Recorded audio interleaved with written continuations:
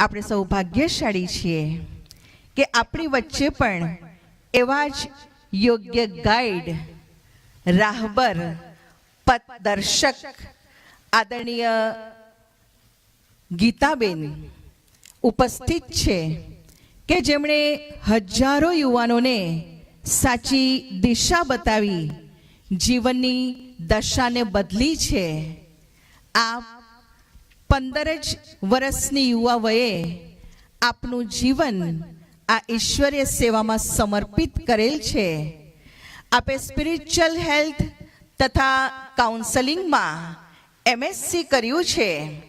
તેના માટે આપને સાઉથ વેસ્ટર્ન અમેરિકન યુનિવર્સિટી દ્વારા ડોક્ટરેટની માનદ ઉપાધિ પણ પ્રાપ્ત થયેલ છે. આપ બ્રહ્માકુમારીઝ વિદ્યાલયના યુવા પ્રભાગના નેશનલ કોઓર્ડિનેટર છો. આપ નેશનલ કોર કમિટીના સદસ્ય છો. આપ યુવા પ્રભાગ દ્વારા આયોજિત યુવા પદયાત્રા, સાયકલ યાત્રામાં પણ આપનું સંપૂર્ણ યોગદાન રહેલ છે. આપે યુવાઓ માટે ઇગ્નાઇટ ધ યુથ પ્રોજેક્ટ પણ તૈયાર કરેલ છે. યુવાઓ માટે વ્યક્તિત્વ વિકાસ શિબિર, જીવન કૌશલ પ્રશિક્ષણ શિબિર જેવા કાર્યક્રમોનું પણ આપ આયોજન કરો છો. આપ મેધાવી, યશસ્વી વક્તા છો. આજે આપણને સૌને માસ્ટરિંગ હેલ્ધી હેબિટ ઉપર પ્રકાશ પાડશે આદરણીય રાજયોગિની ગીતાબેન. આપ રાજસ્થાન ભીલમાલ સેવા કેન્દ્રના સફળ સંચાલિકા છો. આપણને ગાઈડ કરશે ગીતાબેન.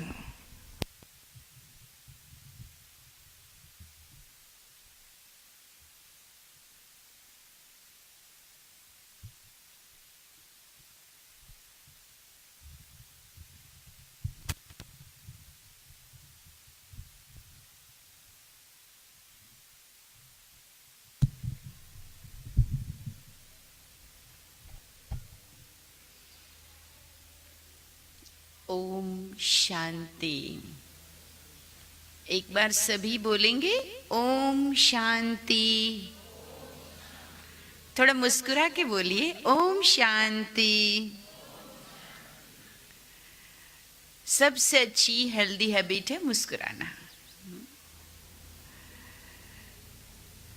मंच पर उपस्थित आज के कार्यक्रम के सभी वक्ता, अतिथिगण, हमारी आदरणीय दीदियाँ और आप सभी,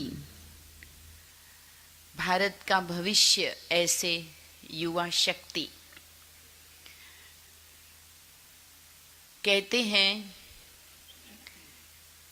कि यूं तो पत्थर भी पूजे जाते हैं, यूं तो पत्थर भी पूजे जाते हैं, बशर्ते उसे दिल से तराशा गया हो.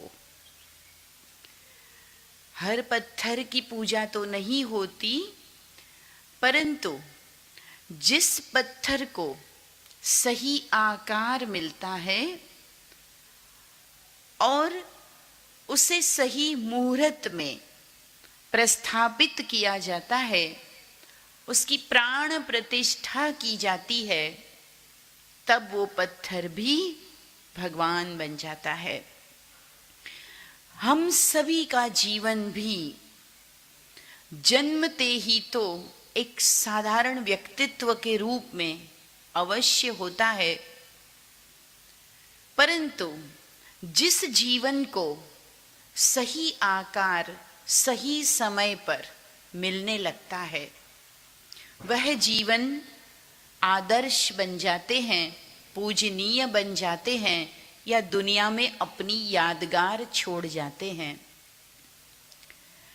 और जैसे अभी तृप्ति बहन जी बता रहे थे कि जीवन के मध्याह्न युवा काल में आप सभी इस समय है, तब जरूर आपने भी अपने बारे में, अपने जीवन के स्वरूप को बनाने के बारे में कुछ तो सपने देखना शुरू किया होगा.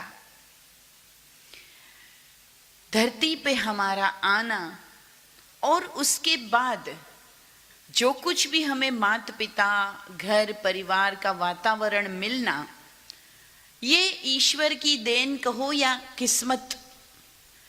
लेकिन जो कुछ भी हमें अब मिला उसके द्वारा कुछ कर पाना, कुछ बन पाना, ये है हमारा अपना पुरुषार्थ।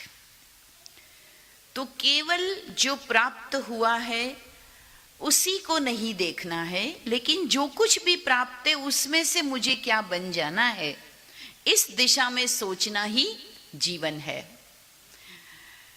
हम सब जानते हैं कि दुनिया में G20 समूह, ये एक ऐसे विश्व के कुछ शक्तिशाली समृद्ध देशों का एक संगठन है और वो 1999 से अस्तित्व में आया। तब से वो प्रतिवर्ष अलग अलग देशों को, जो उसके मेंबर है, उनको प्रतिनिधित्व देते हैं और विशेष करके पहले तो इन सभी देशों की आर्थिक मामलों की मीटिंग, बैठकें करने के लिए ये समूह बना था, जिसमें 19 देश और यूरोपियन यूनियन, इसको मिला के कुल 46 कंट्रीज है। और उसमें China, France, America, Bharat, Russia, ऐसे तमाम वो शक्तिशाली देश है जिसके अनुमान में ये कहा जाता है कि पूरे विश्व की जीडीपी का लगभग 80% जिसके पास है, 80 to 85% जिसके पास है, और विश्व व्यापार का 75% से ज्यादा जिनके हाथों में है, वो ये 46 कंट्रीज है। और उस 46 देशों में सिर्फ चाइना को अलग कर दें तो बाकी सभी देशों की कुल जनसंख्या, कुल पॉपुलेशन और भारत के युवाओं की पॉपुलेशन बराबर है। और इसलिए भारत का युवा क्या सोचता है, कहां जा रहा है, इसका प्रभाव इन समस्त देशों पर पड़ना स्वाभाविक है। देश के अंदर वर्तमान समय में, जो कि पहले कहा जाता था कि 35 तक की एज युवा एज मानी जाती थी, अगर 35 इयर्स तक की युवा की गिनती करें तो भारत में वो संख्या लगभग 48 करोड़ है। और अगर वर्तमान में जो नेशनल यूथ पॉलिसी बनी है उसके अनुरूप देश के 29 इयर्स तक के, माना बिलो 30 को यूथ माना गया है। आपको भी एक छोटी सी चिट मिली है, 15 से 29 साल तक के उम्र वालों के लिए यह कार्यक्रम रखा गया है, जिनको एक्चुअल यूथ माना जा रहा है। उसकी संख्या भी भारत में 35 करोड़ से ज्यादा है।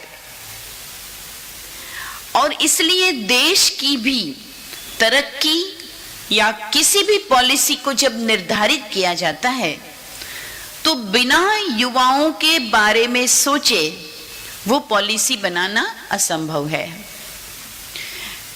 तो भारत के नेतृत्व ने एक साल भर जो ये G20 की प्रतिनिधित्व भारत को मिला है, पूरे ही 46 देशों के लोग पूरे साल भर अलग अलग क्षेत्र के निष्णात, अलग अलग क्षेत्र के अधिकारी, वो इस भारत के अंदर जगह जगह मीटिंग कर रहे हैं, भारत की संस्कृति का अवलोकन कर रहे हैं, भारत के लोगों को, भारत की प्रॉब्लम्स को समझ रहे हैं।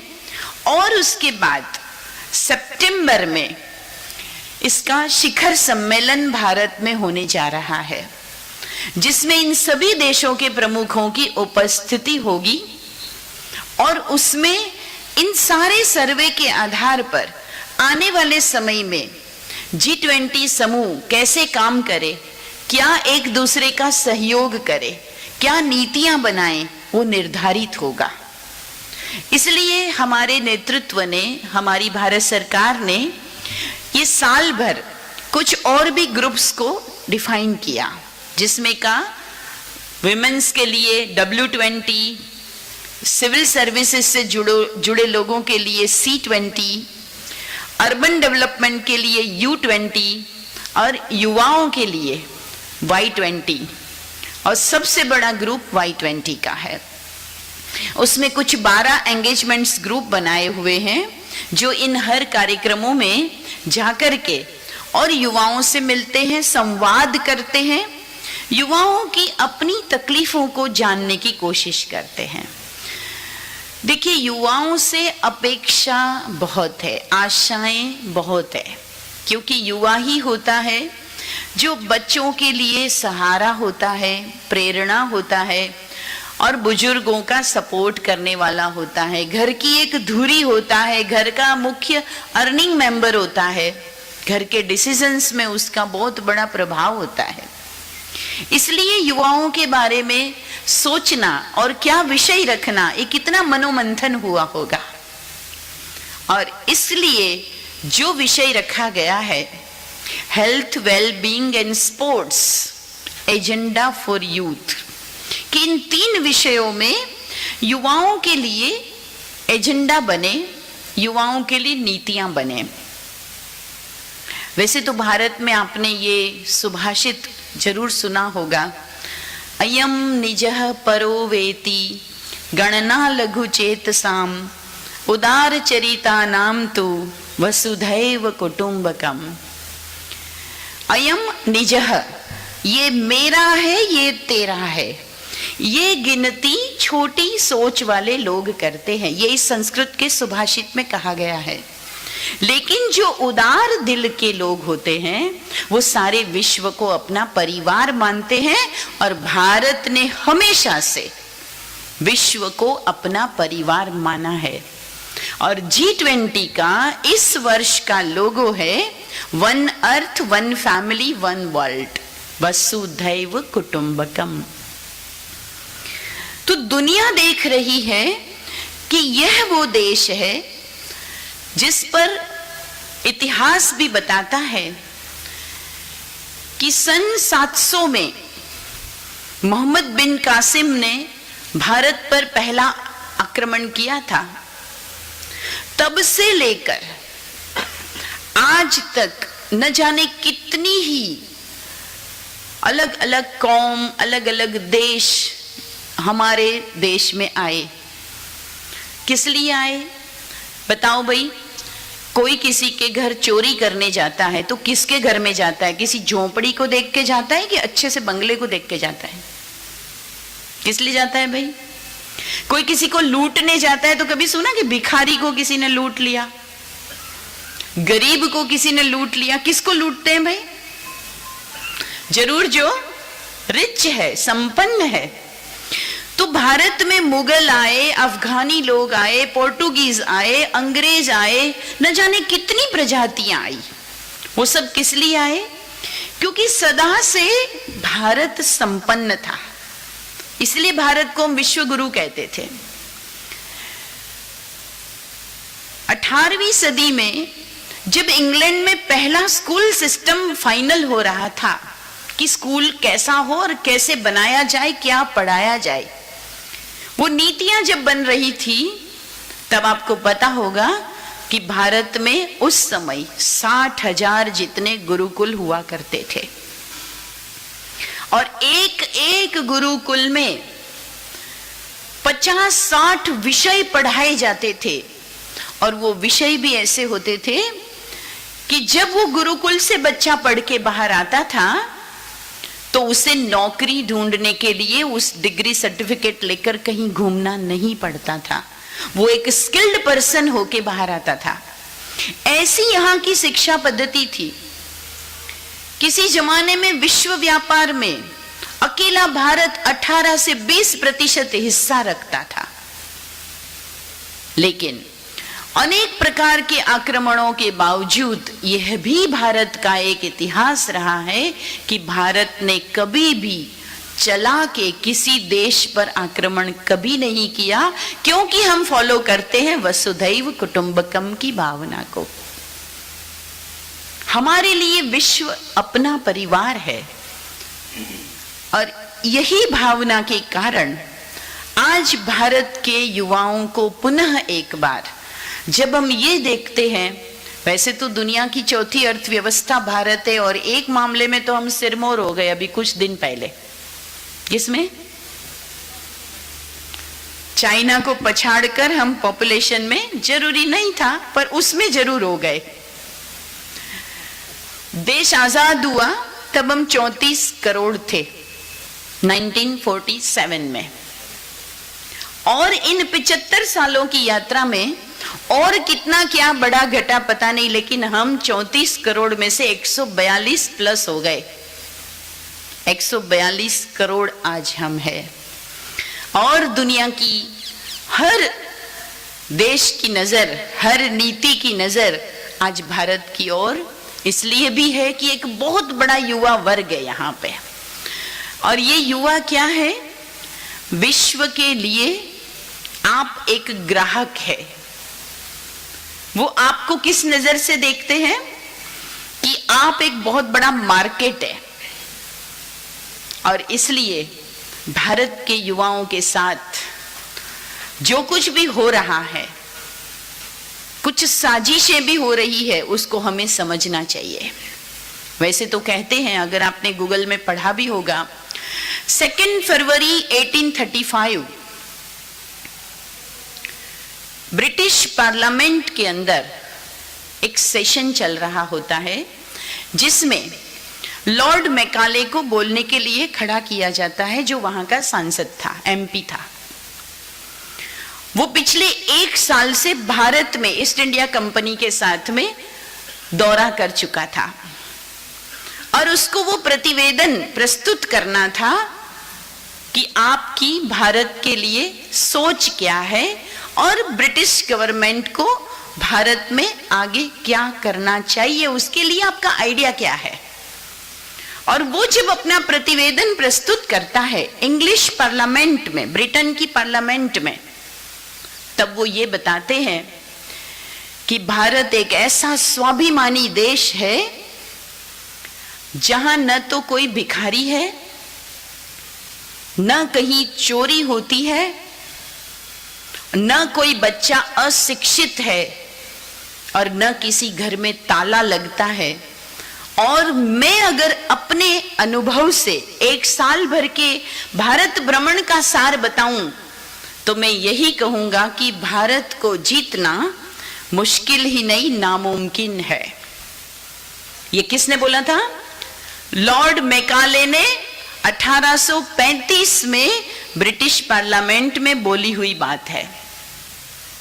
आपको तो लगता होगा कि सचमुच हमारा देश ऐसा था। आज तो हम ट्रेन में सफर करते हैं, उसके टॉयलेट में एक छोटा सा मग होता है, उसको भी चेन से बांधा होता है। विचार तो चलता होगा ना।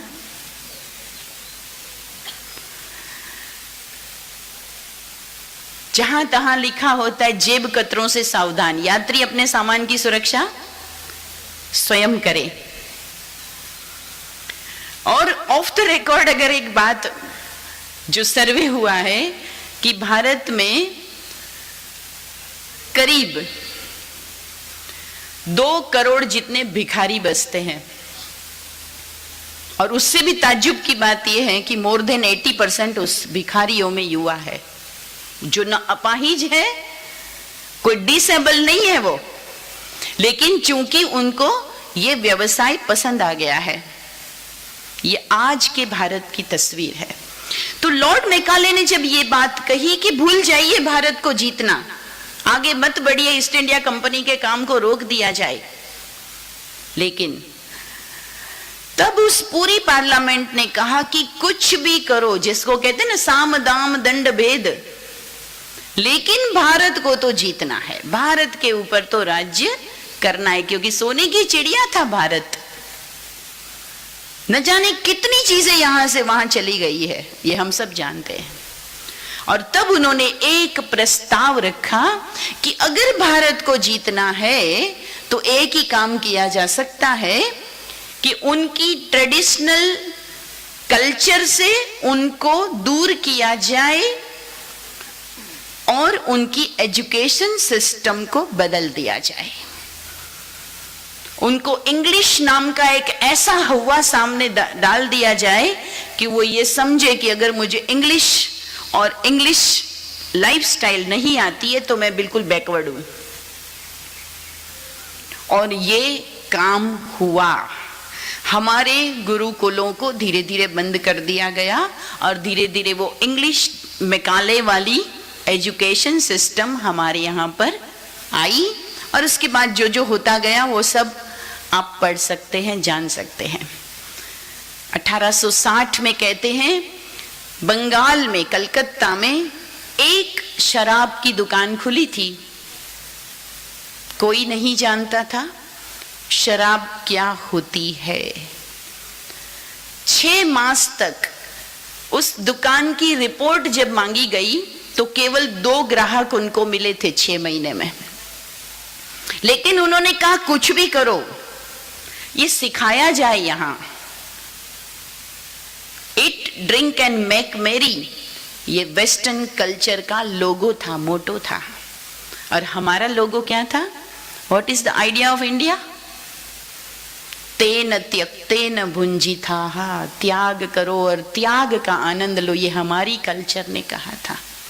सर्वे भवन्तु सुखिनः सर्वे सन्तु निरामया सर्वे भद्राणि पश्यन्तु मां कश्चित् दुःख भाग् भवेत्, ये हमारे देश का कल्चर था। सभी सुखी हो, सबका भला हो। और पश्चिम का कल्चर क्या कहते हैं? मेरा भला हो। वहां फैमिली की भी परिभाषा नहीं थी और हम विश्व को फैमिली मानते थे।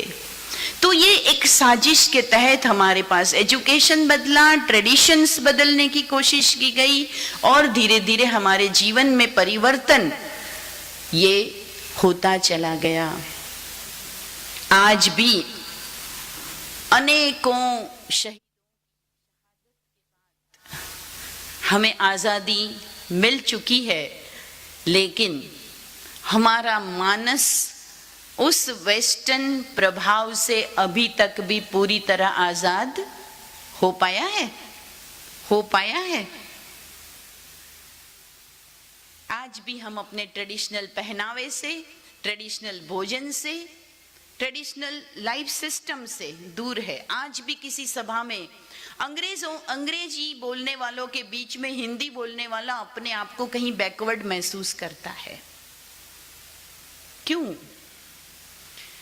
हमारे देश के एक नेता थे लाल बहादुर शास्त्री। जब उन्होंने देखा, प्रधानमंत्री थे जब, अमेरिका से लाल गेहूं भारत में आता था, सड़ा हुआ सा, जो वहां के घोड़े भी नहीं खाते थे। चूंकि मजबूरी थी, देश आजाद हुआ था, तब इतना अन्न उत्पादन नहीं होता था। लेकिन जब उन्होंने देखा कि इस तरह का हमारा ये सम्मान घट रहा है, हमें ये नहीं खाएंगे, उन्होंने कहा बंद कर दो, हमें ऐसा गेहूं नहीं भेजना हो तो अच्छा भेजो। अमेरिका ने कहा कि नहीं, आपका देश भूखा रह जाएगा, हम और नहीं देंगे। बोला कोई बात नहीं, हम कोई ना कोई रास्ता निकाल लेंगे। और उन्होंने देशवासियों से लाल किले से एक अपील की थी कि देखिए, हमारे आदि, जिसको आदि योगी आजकल कहते हैं, महादेव, और महादेव का दिन कौन सा होता है? सोमवार। उन्होंने कहा क्यों ना हम सब मिलकर सोमवार के दिन व्रत रखें, अपने अपने खर्चों में थोड़ी सी कटौती करें। और उसकी शुरुआत उन्होंने खुद की थी। सबसे पहले उन्होंने अपने घर में जो भी साफ सफाई वाला कोई आता था उसको निकाल दिया, बोले ये इसकी मुझे जरूरत नहीं, हम खुद कर लेंगे। उनके बच्चों को पढ़ाने के लिए टीचर आता था, ट्यूशन कराने, उन्होंने उनको निकाल दिया। वो टीचर कहता है आप प्रधानमंत्री हैं, आपके बच्चे पढ़ाई में, खास करके इंग्लिश बहुत हावी था उस समय, इंग्लिश सीखना, कमज़ोर रह जाएंगे। उन्होंने कहा कोई बात नहीं, मुझे कोई गम नहीं है मेरे बच्चे अगर इंग्लिश में फेल भी हो गए, क्योंकि मैं जानता हूं कि अगर अंग्रेजों के बच्चे हिंदी पढ़ेंगे तो वो भी फेल हो जाएंगे। वो उनकी भाषा है, ये हमारी भाषा है, और मुझे अपनी भाषा पे गर्व है। ये करुण वास्तविकता है कि ऐसे नेता ज्यादा समय नहीं रह पाए, पर कहने का मतलब इस स्वाभिमान को जो बदला गया है उसके परिणाम लंबे समय तक हम सबको भुगतने पड़े। अभी आज हम Y20 की बात करते हैं। Y20 का एजेंडा भारत के युवाओं के लिए एक बहुत बड़ा संदेश है। सबसे पहले हेल्थ। यहाँ बहुत सारे डॉक्टर्स बैठे हैं, हेल्थ पे मैं कुछ बोलूं उससे तो ज़्यादा अच्छा आप सभी बताएंगे, लेकिन फिर भी स्वास्थ्य का सीधा अर्थ है सर्वांगीण स्वास्थ्य हो, जिसको WHO ने भी कहा शारीरिक, मानसिक और सामाजिक तीनों प्रकार का स्वास्थ्य हो। और ब्रह्मा कुमारीज ने अपने अनुभव से अपने सभी कोर्स में जोड़ा है आध्यात्मिक स्वास्थ्य भी हो। तो क्या है शारीरिक स्वास्थ्य? स्वास्थ्य की बात आती है तब पहली बात आती दिनचर्या की। दिनचर्या जो कभी हमारे जीवन का हिस्सा था कि हमें सुबह उठकर सूर्य को अर्घ्य देना है, सूर्य नमस्कार करना है, था कि नहीं था हमारे कल्चर में? आज हम उगते सूर्य को कितने बच्चे रोज देखते हैं? उगते सूर्य को रोज देखने वाले हम में से कितने, जरा हाथ खड़ा कीजिए। सनसेट को देखने के लिए बहुत से हिल स्टेशन पे कहाँ हम जाते हैं, हम देखते हैं माउंट आबू में भी सनसेट पॉइंट है, जगह जगह होता है। लेकिन वो उगता सूर्य जो हैप्पीनेस एनर्जी हमको देता है, और आपको पता होगा कि दुनिया का सबसे हैप्पीएस्ट मैन जिसको डिक्लेयर किया गया, फर्स्ट हैप्पीनेस इंडेक्स जब बना तो दुनिया के 7,000 से ज़्यादा लोगों के जीवन पर कुछ सर्वे हुआ और 18 अलग अलग प्रकार की स्टडीज की गई, और उसमें एक व्यक्ति जो फ्रांस में रहता है, मैथ्यू रिकार्ड उसका नाम है, उसको दुनिया का हैप्पीएस्ट मैन बताया गया, क्योंकि वो पिछले 27 वर्षों से कभी नहीं रोया था, कभी दुखी नहीं हुआ था। और 27 साल पहले एक बार वो दुखी कब हुआ था? हिमालय में रहने वाले एक संत उनके गुरु थे और उनका देहांत हुआ था, तब वो एक बार रोया था। भले वो फ्रांस का, लेकिन उसने हैप्पी रहने का जो फंडा है, जो प्रेरणा है, वो भारतीय गुरु से प्राप्त किया था। और वो फंडे में वो ये बताते हैं कि रोज सुबह एक चमकदार पीली वस्तु को देखना चाहिए, उससे आपके अंदर गुड हार्मोन्स क्रिएट होते हैं, एनर्जी मिलती है, आप एक्टिव होते हैं। खास करके कहते हैं हाइपोथैलेमस और पीनियल ग्लैंड्स जो बहुत इम्पोर्टेंट है, वो सुबह 5 बजे से पहले एक्टिवेट होनी चाहिए, पॉजिटिव थॉट्स के द्वारा, एनर्जी के द्वारा। तो हमारी दिनचर्या की शुरुआत कब होनी चाहिए? और हम क्या करें उठते ही? हमारे घरों में रोज सवेरे शाम मंदिर होता है, उसमें क्या किया जाता है? दीवा किया जाता है। हम भी यहाँ पर ज्योति बिंदु का ध्यान लगाते, जो एक पीली रोशनी है और वो परमात्म शक्ति है। हम स्वयं को एक आत्मिक शक्ति के रूप में बिठाते। हमारे जो सिद्ध पुरुष हुए हैं, जितने भी दुनिया के मोस्ट सक्सेसफुल पर्सन हुए हैं, आप उनकी जीवनी को पढ़िए। वेकेशन शुरू हो रहा है ना, तो कुछ तो काम करेंगे ना। वेकेशन में आप दुनिया के सफल लोगों की जीवनी को, दिनचर्या को स्टडी करना। ऑलमोस्ट लोगों की जीवनचर्या आपको मिलेगी जिसमें वो सुबह 4 बजे, 3 बजे, 5 बजे तक उठकर ध्यान लगाते थे।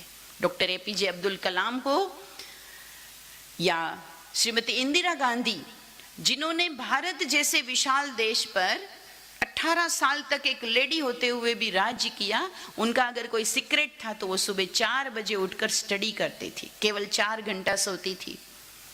और युवाओं को सबसे ज्यादा क्या अच्छा लगता है? सोना। गोल्ड भले ना मिलेगी, सोना। जो उठाता है वो कितना कड़वा लगता है सवेरे। लेकिन सुबह उठना और सुबह उठकर ध्यान करना, ये सबसे उत्तम दिनचर्या की शुरुआत है।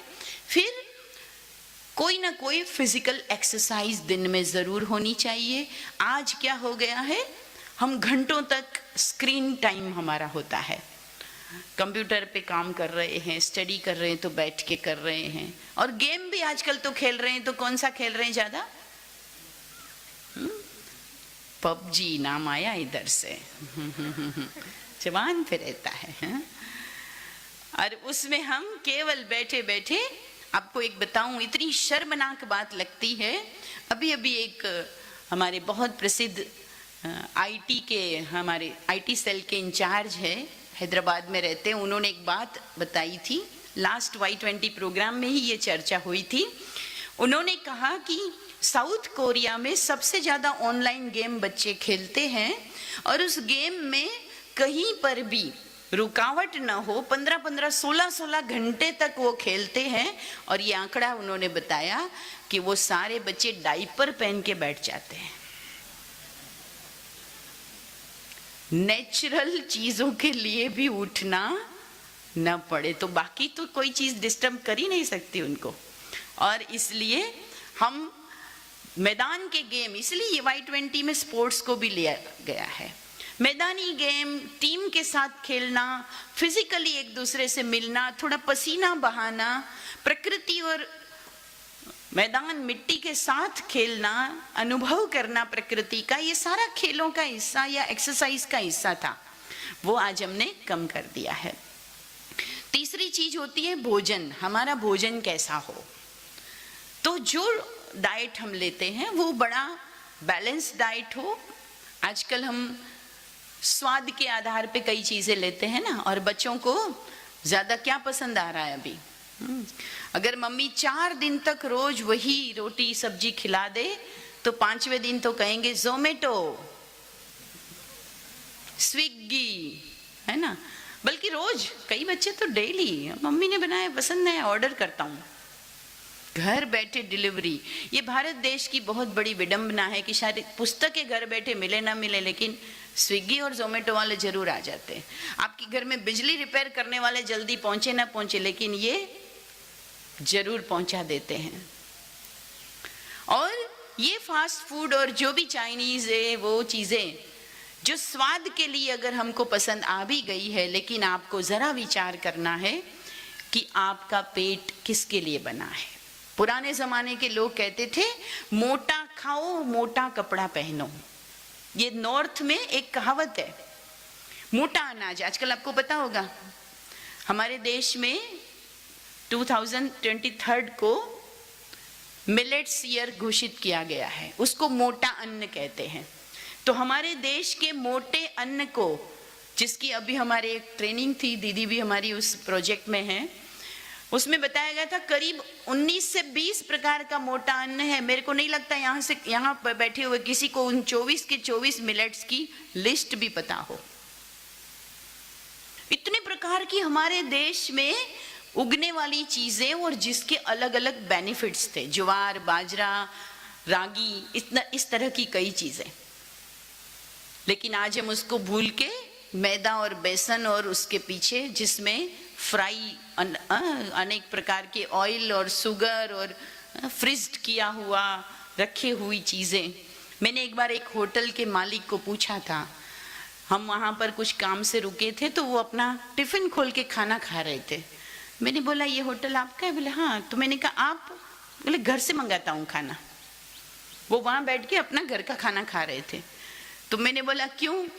बोले दीदी अभी आपसे क्या छिपाना, हम जो सब्जियां बना के रखते हैं ना होटल में, आप जाते टेबल बुक करते और ऑर्डर करते, 20 मिनट में लगभग आपका ऑर्डर आपको मिल जाता होगा। वो 20 मिनट में पनीर फाड़ के और ग्रेवी बना के और आपको बना के देते हैं।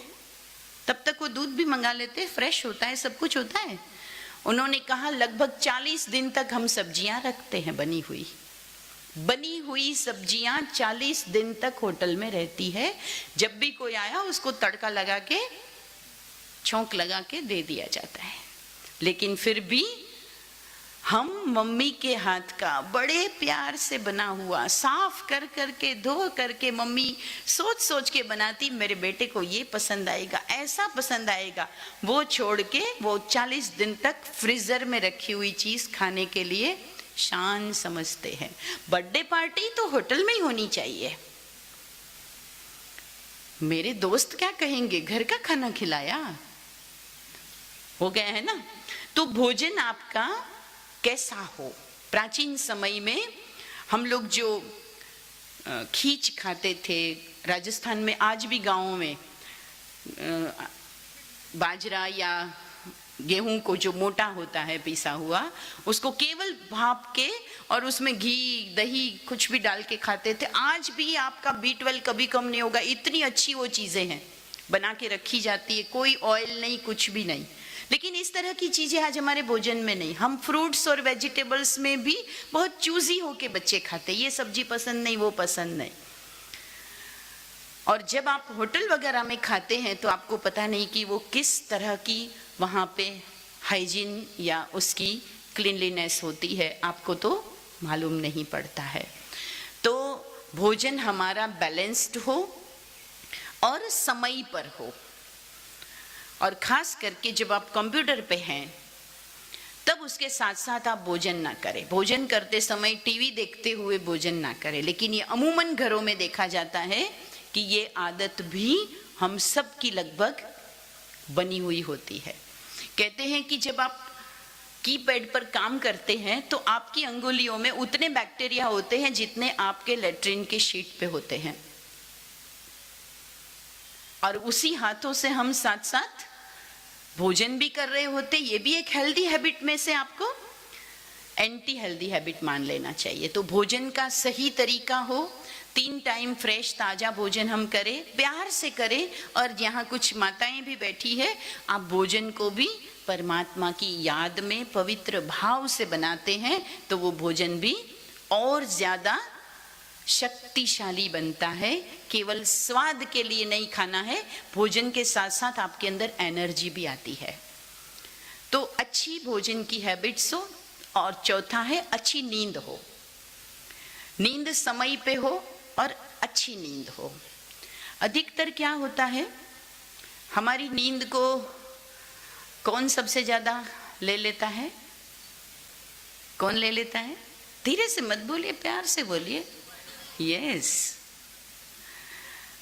रात को वो 1.5 GB 2 GB जो डेटा होता है, दिन भर टाइम नहीं मिला तो अब कंपनी वालों को कैसे हम फायदा करा दें, वो बचा लें, तो कैसे भी उसको सफल करना है। मम्मी ज्यादा डांटती है तो रजाई के अंदर, और सबसे ज्यादा जब रजाई के चद्दर के अंदर मोबाइल रख के जो रात को हम देख के करते हैं, डॉक्टर्स बताएंगे उसके कितने बुरे असर हमारी आंखों पर, हमारे ब्रेन पर पड़ते हैं।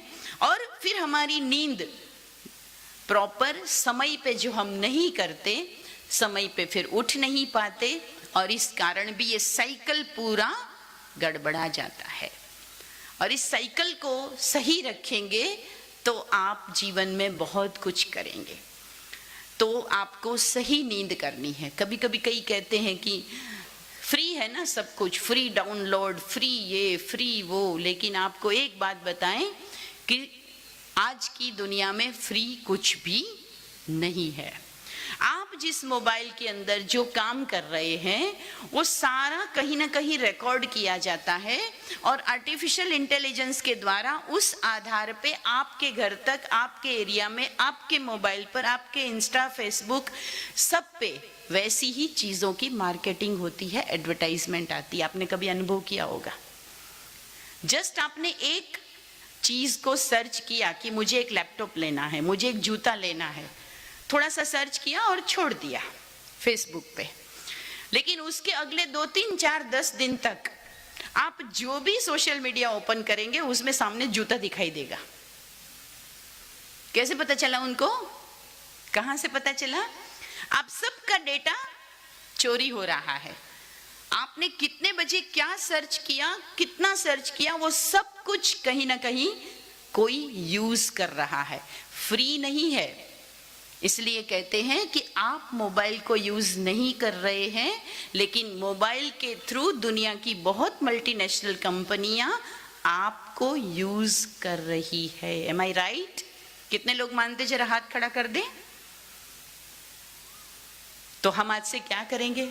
मान तो लिया, जान तो लिया, लेकिन वही दुर्योधन वाली बात तो नहीं बोलेंगे। दुर्योधन को कहा था कि भाई तुम जीवन भर उल्टे ही काम करता रहा, तुझे पता नहीं था सही क्या है गलत क्या है। वो भी युधिष्ठिर वाली ही स्कूल में पढ़ा था, दोनों के गुरु एक ही थे, पांडवों के और कौरवों के। लेकिन दुर्योधन ने क्या बोला था? जानामि में धर्मम न च में प्रवृत्ति, जानामि में अधर्मम न च में निवृत्ति। मैं धर्म को जानता हूं, प्रयोग नहीं करता हूं। मैं अधर्म को भी जानता हूं, व्हाट नॉट टू डू, परंतु मैं वही करता रहता हूं।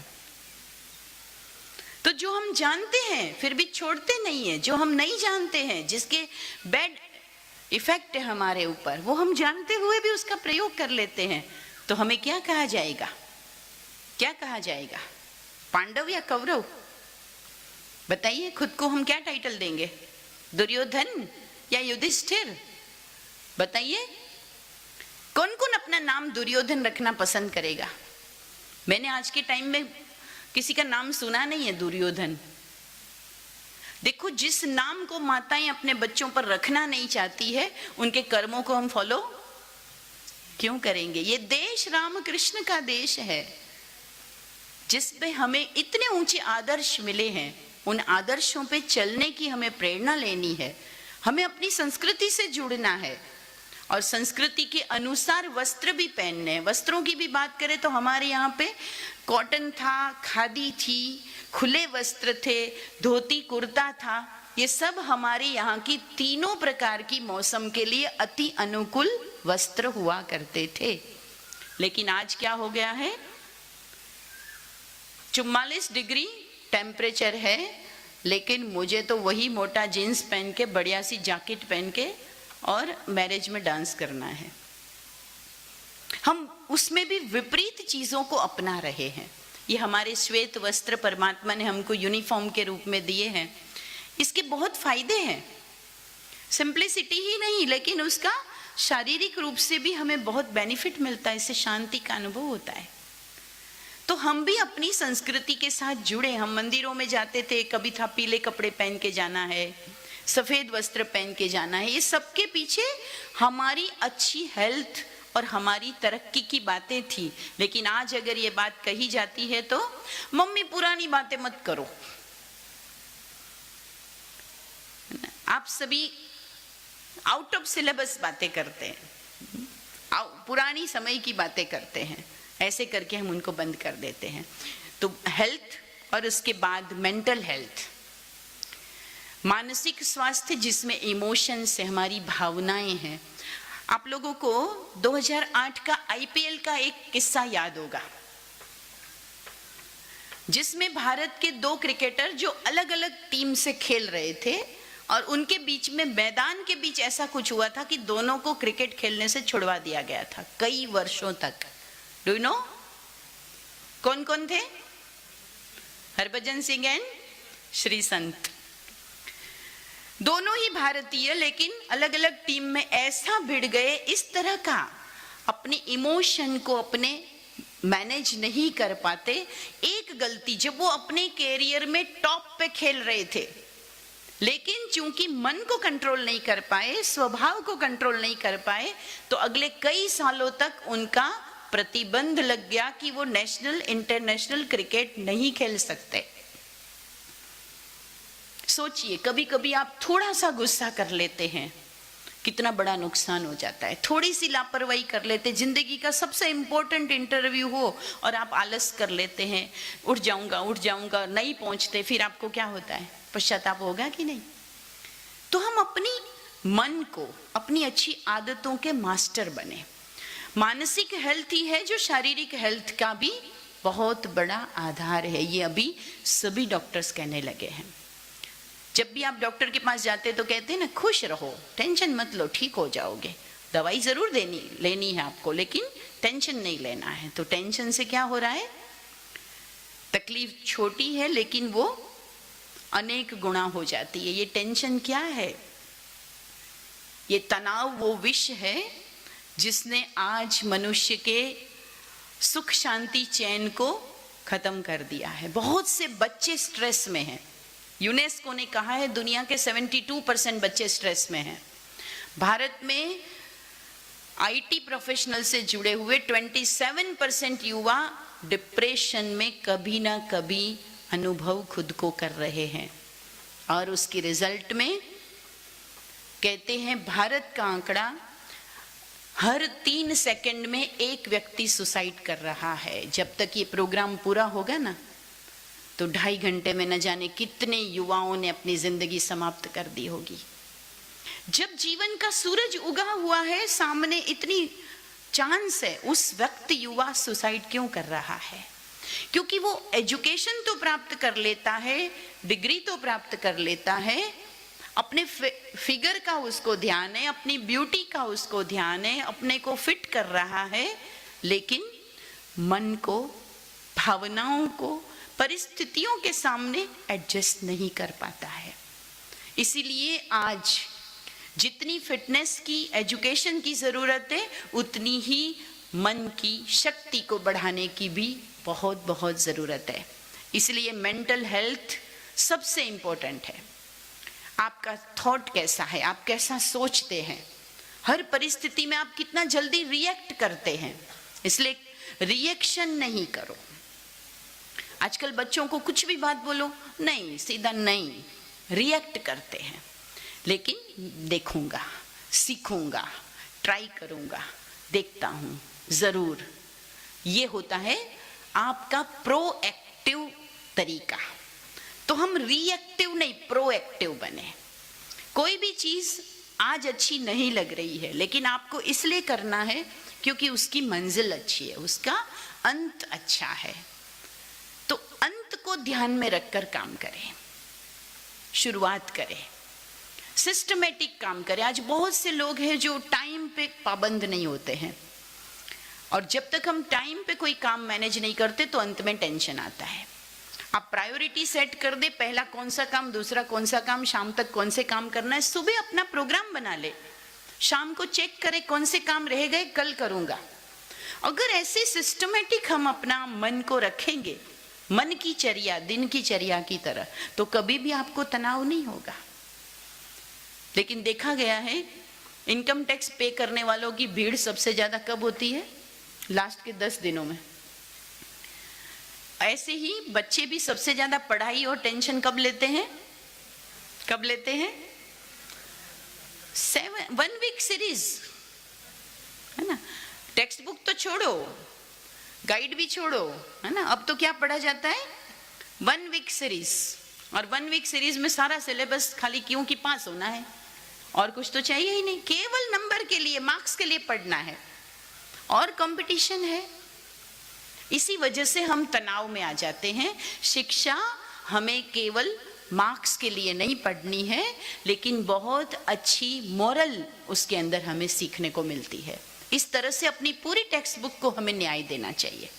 और इसी तरह से सामाजिक स्वास्थ्य है, जिसमें हमारा व्यवहार बड़ों के साथ, छोटों के साथ, देश के प्रति जिम्मेवारी, इन सब को हमें जरूर ध्यान देना है। कभी अभियान चलता है प्लास्टिक से धरती को बचाओ, हमें भी उसमें पार्टिसिपेट करना चाहिए। हम जहां तहां अपने रैपर्स फेंकते रहते हैं। अभी 22 तारीख को अर्थ डे था, पृथ्वी दिवस। तो हम एक दिन पृथ्वी दिवस होगा, अच्छी अच्छी फोटो डाल देंगे, एक दिन पेड़ लगाते हुए डिप्पी बना के रख देंगे, हाँ आज मैंने अर्थ डे सेलिब्रेट किया। ऐसे नहीं, धरती पर आप प्लास्टिक मत फेंकिए। बीनमाल में जहाँ पे मैं रहती हूँ, एक जगह पे एक पशु चिकित्सा कैंप था, और वहाँ पे मुझे गेस्ट के रूप में बुलाया था। मैं थोड़ा सा लेट हो गई थी, तो जब तक उन्होंने एक गाय का ऑपरेशन करना शुरू किया था, जब मैं वहाँ गई, मैंने क्या देखा, एक ही गाय के पेट से 42 kg प्लास्टिक निकला था। वो मरने ही वाली थी, समय रहते वहां कैंप में उसका इलाज हो गया। कहां से आया ये प्लास्टिक? जरूर बेचारी कूड़े में अपना खाना ढूंढती है, और वो प्लास्टिक किसने फेंके हैं? तो ऐसे ऐसे ऐसे जब भी जो चीजें हैं, जो सामाजिक सरोकार है हमारे, वो भी हमारी जिम्मेदारी है। हम पेड़ लगाएं। कहते 60 वर्ष का व्यक्ति होता है ना, तब तक अकेला वो 17 पेड़ का ऑक्सीजन खुद लेता है। 17 पेड़ का ऑक्सीजन एक ही व्यक्ति को अपनी 60 वर्ष की उम्र तक चाहिए। तो अगर हम इस धरती पर 60 वर्ष तक जिंदा रहते हैं तो कम से कम हमें 17 पेड़ तो लगा के ही इस संसार से जाना चाहिए। छुट्टियों में क्या करेंगे? सुनते नहीं जाना है, प्लान भी करना है। मैं इतनी दूर से आपको केवल सुनाने नहीं, ये सारी चीजें आपको गूगल पे भी मिल जाएगी, कोई बहुत बड़ी बातें मैं नहीं कर रही हूं। क्या करेंगे? कोई खड़े होके बताइए। मेरी सामाजिक जिम्मेवारी भी बनती है। परमात्मा ने सबसे महंगी चीज ऑक्सीजन मुझे फ्री में दी है। आजकल जल बचाओ अभियान चल रहा है। परमात्मा ने हम सब के लिए जल बहुत सहज सुगम उपलब्ध कराया है, लेकिन हम क्या कर रहे हैं? कितना जल को वेस्ट करते हैं, प्रदूषित करते हैं।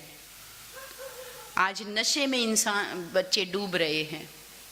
स्मैक जैसे, हेरोइन जैसे, पता नहीं कितने टाइप के नशे क्यों ले लेते हैं? सामाजिक दबाव से, दिखावे के लिए। मैं भी अभी बड़ा हो गया हूं, इसलिए मेरे को भी सीखना तो चाहिए ना कैसे स्मोक करते हैं। और दोस्तों का भी कभी प्रेशर होता है, कई सारी चीजें होते हैं, उसके आगे आप झुक जाते हैं।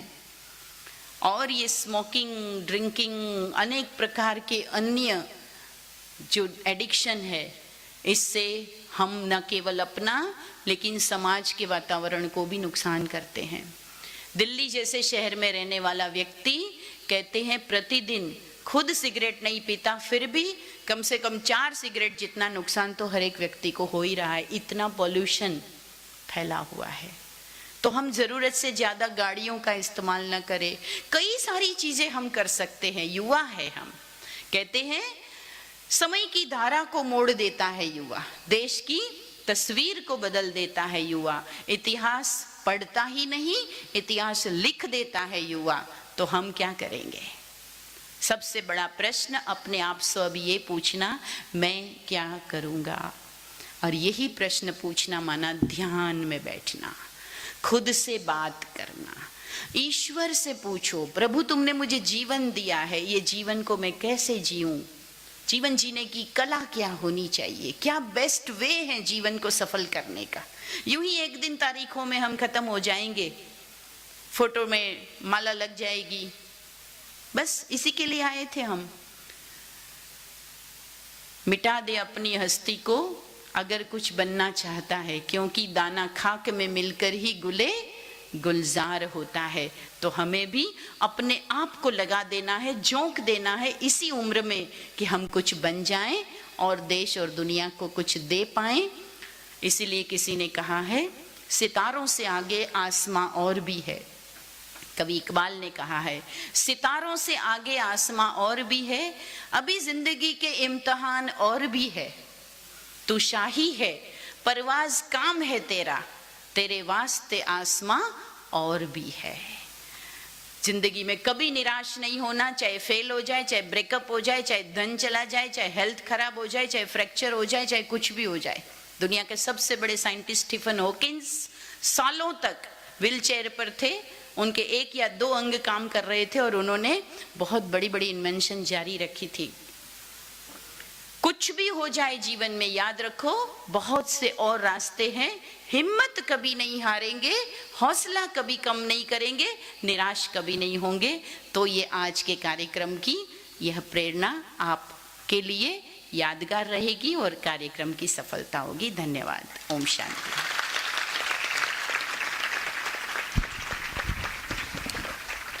ખૂબ ખૂબ ધન્યવાદ.